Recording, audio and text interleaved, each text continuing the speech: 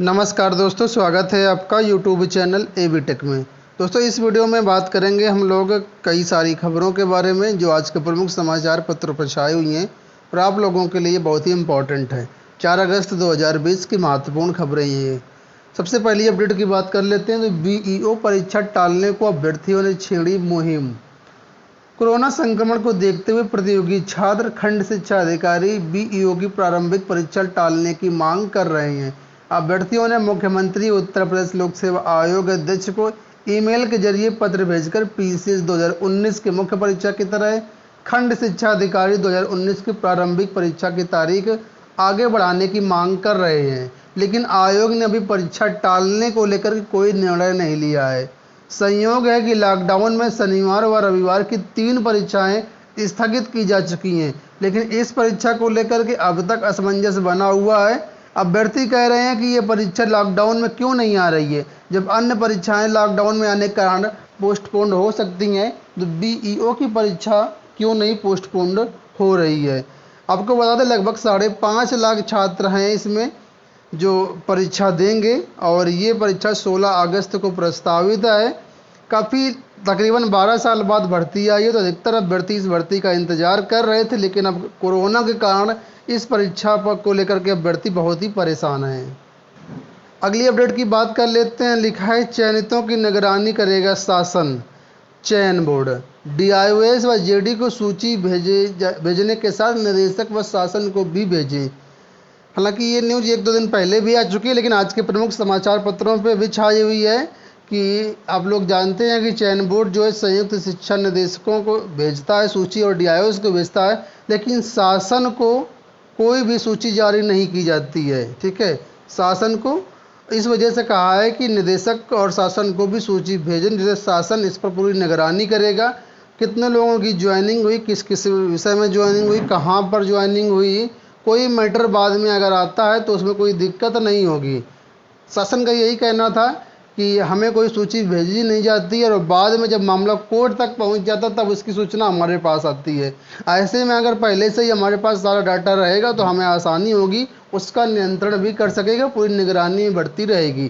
तो फिलहाल अब डीआईओएस को ये सूची शासन को और जो निदेशक हैं दोनों लोगों को भेजनी होगी। ठीक है, वहीं पर दोस्तों जो और लेटर जारी हुए थे इसी का, उनमें ये भी कहा गया था कि जितने भी अभ्यर्थी हैं उनका अभी फ़िलहाल में सत्यापन ना करवाया जाए, पहले उनको ज्वाइनिंग दे दिया जाए, ज्वाइनिंग के बाद उनका अतिशीघ्र सत्यापन करा करके वेतन दिया जाए और ज्वाइनिंग के टाइम उनसे एक शपथ पत्र भी बनवाया जाए कि हमारे सभी कागजात पूरी तरीके से सत्य हैं, और जैसे ही सत्यापन हो जाता है उसके बाद उनको वेतन का भुगतान कर दिया जाए। तो इस तरीके की बातें कई सारे आई निकल करके, लेकिन दोस्तों अभी तक बहुत से ऐसे छात्र हैं, बहुत से क्या लगभग 90% से ऊपर ही छात्र हैं जिनको अभी तक डीआईओएस से लेटर नहीं मिला, जिनकी अभी तक ज्वाइनिंग नहीं हुई है। तो फिलहाल अभी तक का यही अपडेट है। जैसा कुछ अपडेट आएगा आने वाले टाइम पे तो आप लोगों को इस चैनल के माध्यम से बताया जाएगा। नई शिक्षा नीति 2020 की बात कर लेते हैं। लिखा, हर जिले के आसपास होगा उच्च शिक्षण संस्थान। उच्च शिक्षा के लिए घर छोड़कर अब दूर जाने की जरूरत शायद नहीं होगी।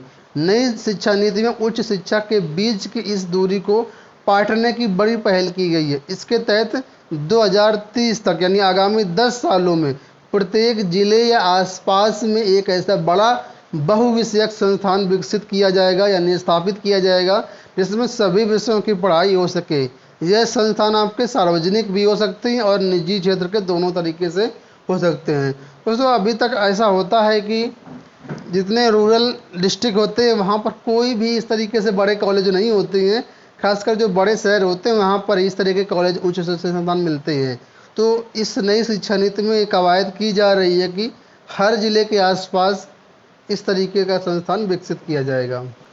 बात कर लेते हैं इलाहाबाद विश्वविद्यालय की। लिखा है, आज से इलाहाबाद विश्वविद्यालय व संबद्ध कॉलेज खुलेंगे। इलाहाबाद विश्वविद्यालय और संबद्ध कॉलेज मंगलवार से शिक्षकों के लिए खुल जाएंगे। पूर्व में 1 से 31 जुलाई तक विश्वविद्यालय और कॉलेज बंद किए गए थे। 1 से 3 अगस्त तक अवकाश पड़ गया था और 4 से लेकर के शिक्षकों को बुलाया गया, यानी आज से बुलाया गया है। वैसे तो 29 जुलाई को गृह मंत्रालय की ओर से जारी अनलॉक 3 के लिए दिशा निर्देशों के अनुसार देश भर में विद्यालयों और विश्वविद्यालयों, महाविद्यालयों अन्य शिक्षण संस्थान को 31 अगस्त तक बंद रखने का निर्णय लिया गया है। लेकिन जो कॉलेज हों या कुछ भी हो, लेकिन शिक्षकों के लिए सभी खुल रहे हैं। शिक्षकों को कोरोना से कोई खतरा नहीं है, ऐसा यहाँ पर महसूस होता है इन सब बातों को देख करके। फिलहाल यहाँ पर शिक्षकों को जाना होगा, बच्चों को 31 अगस्त तक स्कूल नहीं जाना है। तो जैसा कुछ अपडेट आगे निकल के आएगा आपको बताया जाएगा। हालांकि यहाँ पर यह भी कहा गया है कि जो यूजीसी से इस पर अभी संपर्क किया जाएगा, यानी मानव संसाधन विकास मंत्रालय से, और 17 अगस्त से क्योंकि ऑनलाइन पढ़ाई होनी इन कॉलेजों में, तो जैसा कुछ यहाँ से आएगा एचआरडी मंत्रालय से निर्देश, उसी के अनुरूप आगे 17 अगस्त से ऑनलाइन पढ़ाई शुरू हो जाएगी। ऑनलाइन पढ़ाई की बात आई है तो एक बात और कर लेते हैं। लिखा है गरीब की आमदनी पर भारी ऑनलाइन पढ़ाई, कमाई 2500, किस्त पर दिलाया 7000 का मोबाइल। यहाँ पर दोस्तों एक व्यक्ति की यहाँ पर घटना दी हुई है।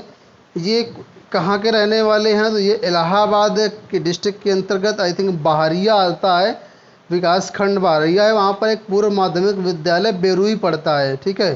तो वहाँ पर कक्षा 7 का एक मेधावी छात्र है प्रतीक, उसका यहाँ पर एग्जाम्पल दिया गया है। कहा गया है कि प्रतीक की माँ जो है वो एक प्राइवेट स्कूल में दाई का काम करती है, उसके पिता बेरोजगार हैं, और 2.5 महीने से उसको, यानी 2.5 महीने का मान लीजिए आप लोग, मार्च से कोई भी वेतन नहीं मिल रहा है क्योंकि स्कूल कॉलेज सब बंद हैं। प्रति महीना की जो इसको एक तरीके से मानदेय मिलता है वो 2500 रुपये है। ऐसे में अपना खर्च चलाए या बच्चे को ऑनलाइन पढ़ाई करवाए। शुरुआत में जियो का मोबाइल था, जनधन खाते में जो पैसा आया था उसको लेकर के 1500 रुपये बंद बैंक से निकाल करके उसने फिर किस्त में अभी फ़िलहाल में एक मोबाइल दिलवाया बच्चे को। उसकी किस्त प्रति महीना 1000 रुपये है। इस तरीके से घटना दी गई है और कहा गया है कि अब बताओ ऑनलाइन पढ़ाई करने के लिए बच्चों को मोबाइल दिलवाए, किस्त भरे या घर का खर्च चलाए। इस तरीके से बहुत से ऐसे लोग हैं जो इनकी सेम यही हालत है, क्या करें। तो सबसे ज़्यादा जो बेरोजगारी है गरीबों पर ही, और वैसे में अब ऑनलाइन पढ़ाई पर बच्चों के ऊपर, परिवार के ऊपर और ज़्यादा बोझ आ गया है। अगली अपडेट की बात कर लेते हैं। लिखा है एक और राहत पैकेज देने की तैयारी में सरकार, 6 अगस्त को हो सकता है बड़े फैसले का ऐलान। दोस्तों कोरोना तो ख़त्म हो नहीं रहा है, इतना ज़्यादा महामारी फैली हुई है, पब्लिक परेशान है। ऐसे में सरकार की तरफ से एक और आर्थिक पैकेज की घोषणा 6 तारीख को हो सकती है। देखा है कि देश की अर्थव्यवस्था की रफ्तार अनलॉक 3 में और तेज करने के लिए एक और बड़े राहत पैकेज की घोषणा सरकार शुक्रवार को कर सकती है, यानी 6 तारीख को कर सकती है।